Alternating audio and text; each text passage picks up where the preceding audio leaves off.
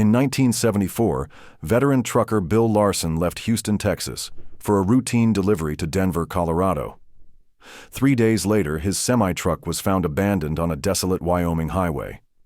The cargo was intact, but Bill was nowhere to be found. What happened to him?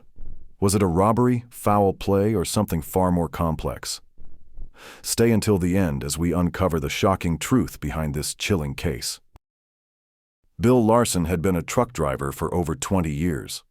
A seasoned professional, he knew every stretch of highway from Texas to Colorado like the back of his hand.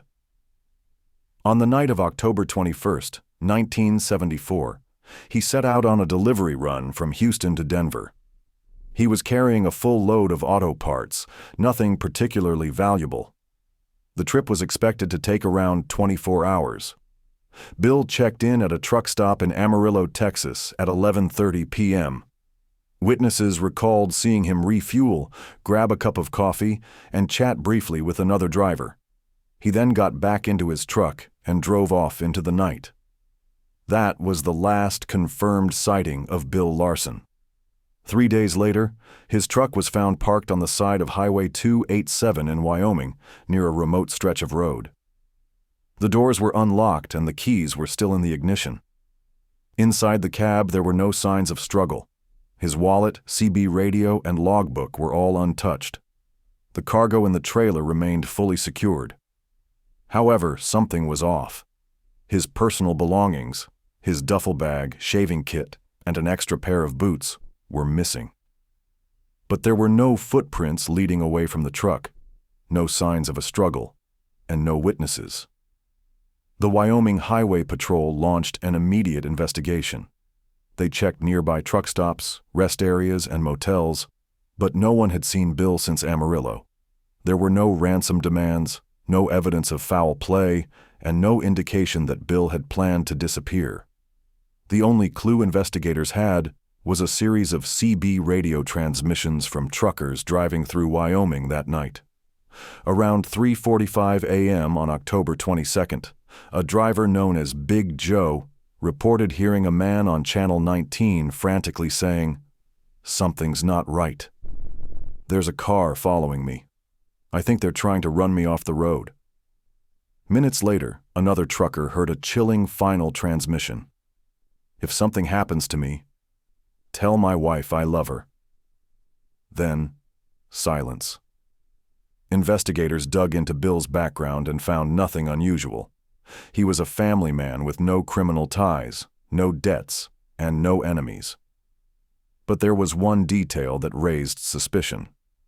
2 weeks before his disappearance, Bill had confided in a fellow trucker that he had noticed a black sedan following him on multiple trips. He brushed it off at the time, but now authorities wondered, had someone been stalking him? As the search continued, an even stranger discovery was made. A few miles from where Bill's truck was found, a farmer reported seeing an abandoned gas station with a payphone receiver dangling from the hook. The phone records showed that a call had been placed from that payphone at 4:12 a.m. on October 22nd, the same night Bill vanished. The number dialed, his home in Houston. But no one had answered.